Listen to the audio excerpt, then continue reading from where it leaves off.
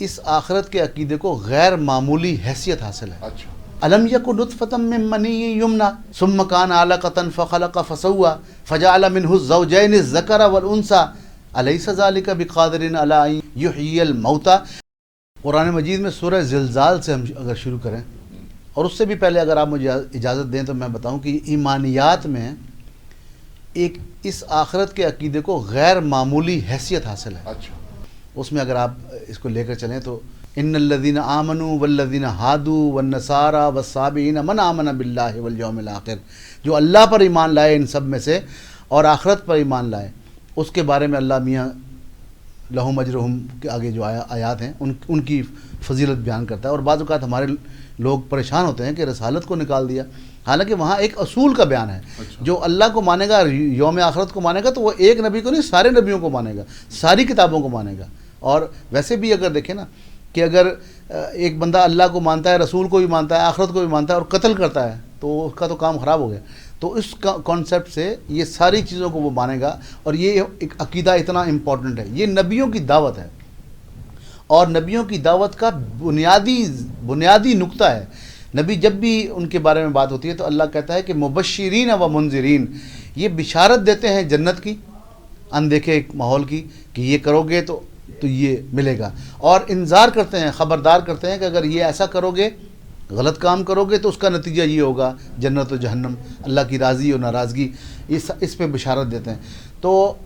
سورہ زلزال کی میں بات کر رہا تھا کہ اذا زلزلت الارض زلزالها واخرجت الارض اثقالها وقال الانسان ما لها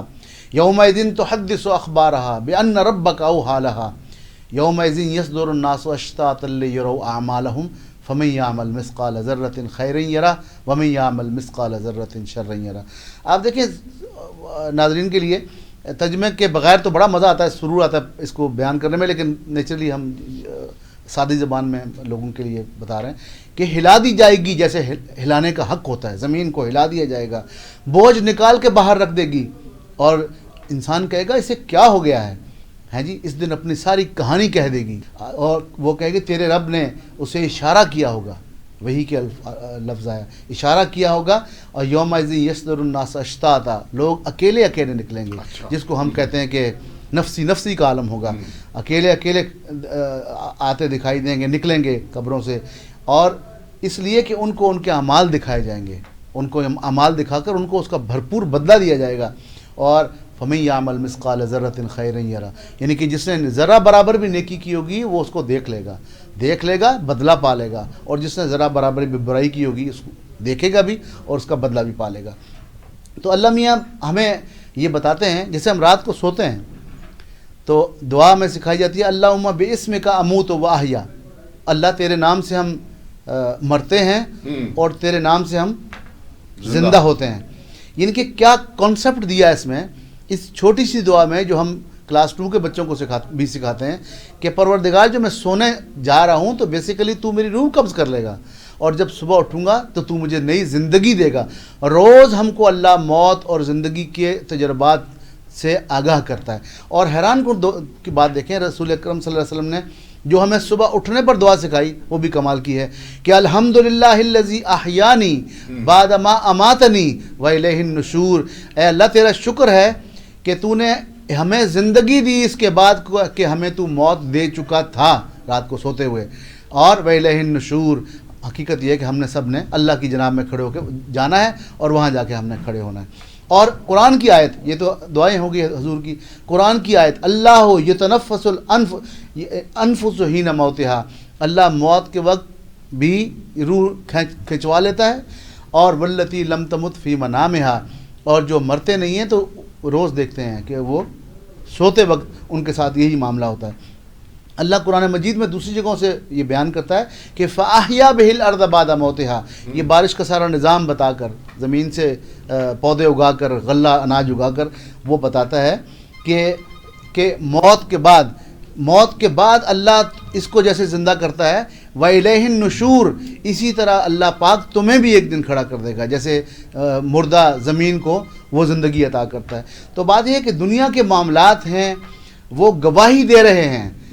خیر و شر کا شعور اس بات کا گواہ ہے، ہمارا ضمیر اور اس کی لگی ہوئی عدالت ہمیں یہ بتا رہی ہے، عدل و انصاف کے تقاضے چیخ چیخ کر کہہ رہے ہیں، اور شریعت کی اساس میں یہ بات موجود ہے، اور نبی خبردار کر رہے ہیں، اور فطرت کا یہ تقاضا ہے، اور رب کی ربوبیت کا تقاضا ہے کہ ایک دن ایسا ہو جہاں میرے کام جو میں نے کیے ہیں اچھوں کا اچھا بدلہ ملے، بروں کا برا بدلہ ملے۔ یہاں کتنے ہی ہم اچھے کام کرتے ہیں جن کا وہ بدلہ نہیں مل سکتا، یہاں ممکن نہیں ہے، کیونکہ ہم یہاں پہ آزمائش میں ہیں، اور کتنے ہی ظلم ایسے ہوتے ہیں، ایک بندے نے 100 قتل کر دیے، کتنے بار مارو گے اس کو؟ تو اس کا تقاضا ہے یہ کہ ایک ایسا جہان ہو جہاں جا کے ہمیں اس کا بھرپور بدلہ ملے، اور یوم الدین کا تصور ختم کر دیا جائے تو بیگ صاحب انسان پاگل ہو جائے۔ وہ کہاں ڈھونڈے گا؟ آج دیکھیں نا، کسی عورت کے ساتھ، کسی بڑھیا کے ساتھ، کسی کے ساتھ کوئی ظلم ہوتا ہے، پلاٹ اس کا چھین لیا جاتا ہے، قبضہ ہوتا ہے، پھنس جاتا ہے، ٹیکس والے پھنسا لیتے ہیں، 100 چیزیں ایسی ہوتی ہیں ہمارے ہاں جو چل رہی ہوتی ہیں۔ تو اگر وہ پہلی استدا کیا کرتی ہیں؟ ہمیں انصاف چاہیے، ہمیں یعنی کہ انصاف کے تقاضوں کا یہ بیسک بنیاد ہے کہ ایک ایسا جہان بھی ہو، ایک ایسی جگہ بھی ہو جہاں ان کو بھرپور جگہ ملے۔ اور اللہ کہتا ہے فَوَرَبِّ السَّمَاءِ وَالْأَرْضِ، تو آسمان و زمین کا رب جو ہے اس کی قسم ہے، وہ گواہ ہے، اِنَّهُ لَحَقٌّ مِثْلَ مَا أَنَّكُمْ تَنطِقُونَ، یہ قیامت کا ہونا، یہ آخرت کا ہونا، یہ حشر کا برپا ہونا، یہ بالکل حق ہے، ایسے حق ہے جیسے تم بولتے ہو، جیسے تم بات کرتے ہو۔ تو وہ بعض اوقات بیان کرتا ہے، اللہ میاں بیان کرتے ہیں کہ أَلَمْ يَكُنْ نُطْفَةً مِّن مَّنِيٍّ يُمْنَىٰ، کیا تم ایسا نہیں ہے کہ تم ایک قطرہ تھے پانی کا، ثم كان علقة فخلق فسوى فجعل منه الزوجين الذكر والانثى أليس ذلك بقادر على ان يحيي الموتى، تمہیں یہ مسئلہ ہو گیا ہے، تم یہ سوچ میں پڑ گئے ہو کہ ہم مر جائیں گے تو زندہ کیسے ہوں گے؟ زعم الذين كفروا ان لن يبعثوا، یہ ان کو گمان ہے کافروں کو، انکار کرنے والوں کو، کہ ہم دوبارہ کیسے زندہ ہوں گے؟ کہا قل بلا وربی، کہہ دو نبی صلی اللہ علیہ وسلم کہ کیوں نہیں، میرے رب کی قسم ہے، میرا رب گواہ ہے، لتبعثن ثم لتنبؤن بما عملتم وذلك علی اللہ یسیر، کہ تم لازماً تمہیں کھڑا کیا جائے گا، لازماً تم کو اعمال کا بدلہ دیا جائے گا، اور اللہ کے لیے یہ بہت آسان ہے۔ تو میں نے جو پہلے آیات پڑھی کہ یہ پانی کا تم قطرہ تھے، تو ایسا نہیں کہ تم اس طرح تھے، اور ثم کان علقۃ، پھر علقہ ہوئے، پھر مضغہ ہوئے، پورا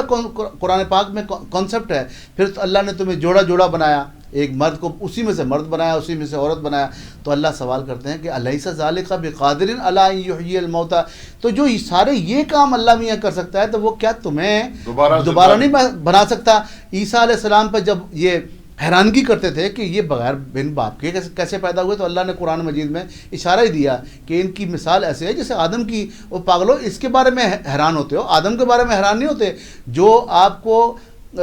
وہ شروع میں پیدا کر سکتا ہے جب آپ کچھ نہیں تھے، تو یہاں تو کچھ تھا۔